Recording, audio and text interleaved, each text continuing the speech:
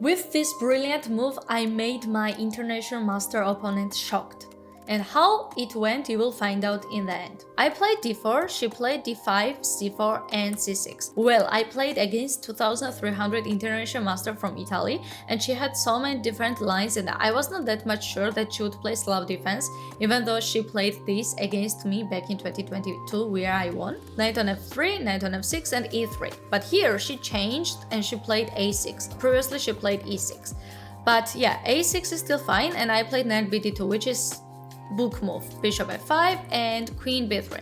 Well, instead of queen b3, there's also knight on h4 to attack this bishop, and after bishop e4 probably maybe a3 or even like bishop e2. There are like many kind of variations, but I was not really sure how to continue here, to be honest. I started thinking and I played queen b3 to attack this pawn on b7 and to play bishop d3 next, which is still fine.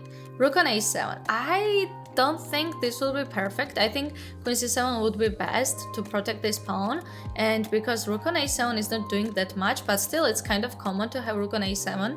It's not that trapped because this rook is still on a file and it can be used, and you will see how good she used this rook. Bishop d3 and we traded these queens and e6. Well, it's still fine for me, it's equal position, light squared bishops are traded and I'm doing really well here. Castle, knight bd7, developing knight and I played b3. So my idea was here to develop my bishop and then think of how to do here, like push e4, play rook d1, etc. So it's still fine. Bishop e7 and bishop b2. Here, yeah, just simple continuation castle, nothing really big deal, and I played e4.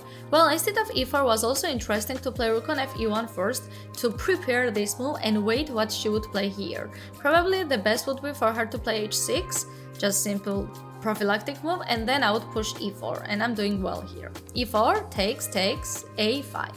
Well, as I said, the idea for her is to somehow open this file and start playing against my queen side, because otherwise I have a really good attack in the center and eventually to king side. Rook ad1 and knight on e4, which is fine move, but I think a4 would be best here directly to start attacking and remain this knight on f6. So she took on e4, I took with queen, and then she played knight on f6, which is like good move because she had to develop this knight somehow. I played queen e3, my idea was to push d5 here, and she played queen b6. Well, I don't think that would be a perfect move. I think rook on a8 is good because it just removes this rook from this diagonal and same time it's protected. But here she played queen b6 and I played knight on e5. I'm centralizing my knight and my knight is doing great, as now she can't move this knight from f6 because knight d7 fork is hanging. a4. Well, now a4 is inaccurate. This is inaccurate because now as my knight is on e5, my queen is doing well on e3, I would have perfect move g4.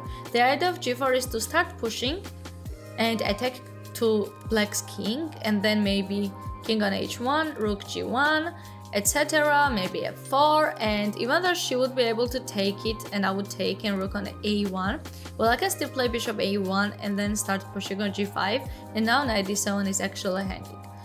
But, well, it's easy to say than do these kind of moves if you are not really prepared here to play g4, and honestly, I wasn't really thinking about g4, to be honest. I was just thinking how to protect my king and how to protect my queen side, so that's why g4 was out of sight from me. And I played queen g3. The idea was to somehow attack black's king, and here she took, which is good move, and played rook on a2. So that's the only way for her to somehow start attacking and start getting play in this position. Bishop c1. The idea was here to play bishop h6 to attack this pawn, and she will not be able to play g3 because this rook is hanging. Rook d8 and queen d3, which is inaccuracy. The best would be to play h4 to start attacking after h5, h6, plus open this window for my king. But actually this type of moves seemed impossible for me to do here because this position was very positional and I was just simply trying to slowly improve my pieces. That's why I could not see h4, but it's really important. Even if position seems really positional, it's really important to make this type of moves and start distracting our opponents, and many times it works. So that's why queen d3 is not best. Queen d3 is just simply avoiding my queen to start attacking against black's king, and if knight e7, there are just queen b1, and yeah, this will be good for black because now my queen is not doing good. Plus this knight is about to get traded, so that's really perfect continuation for black, but she played queen on a6. And here, queen on a6 is a mistake because it would allow me to play queen on f3, and now this pawn is not hanging anymore and I can try to push g4, g5, which I did not see here, and I made mistake and I played bishop f3. Again, why this is mistake? Because I need to start having a plan here.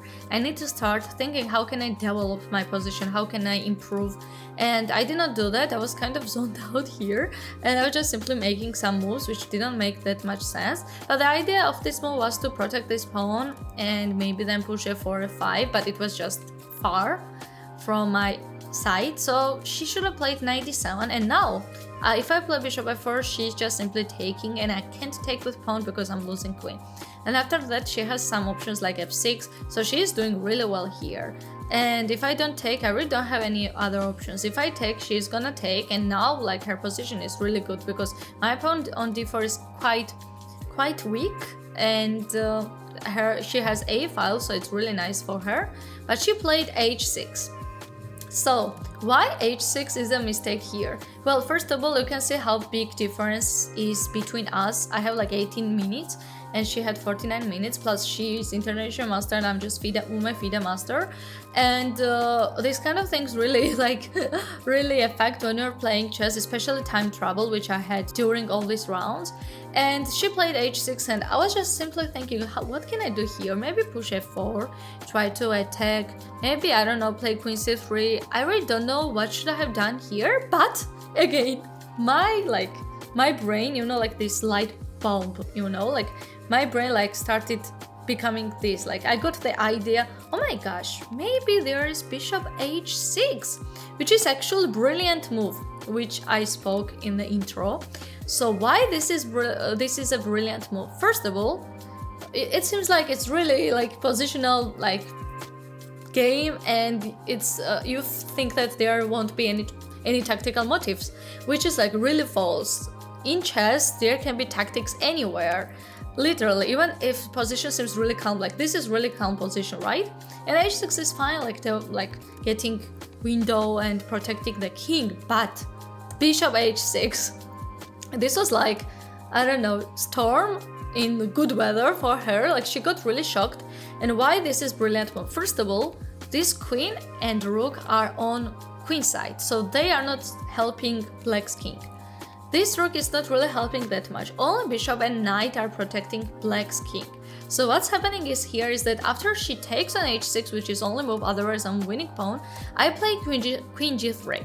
And now I'm just checking this king, and if she plays king on h7, I play queen d3, and king on h8 is not working because there is knight on f7 and I'm taking this rook. I have two pawns and rook against two pieces, which is win for me, plus really active pieces, so she can't do that, so she's losing after that. If she plays king on f8 and I play queen on f4, if she tries to, for example, escape after queen on h6, here queen on h8 is hanging, and if bishop f8, I'm gonna take and I have extra piece and two pawns, which is win.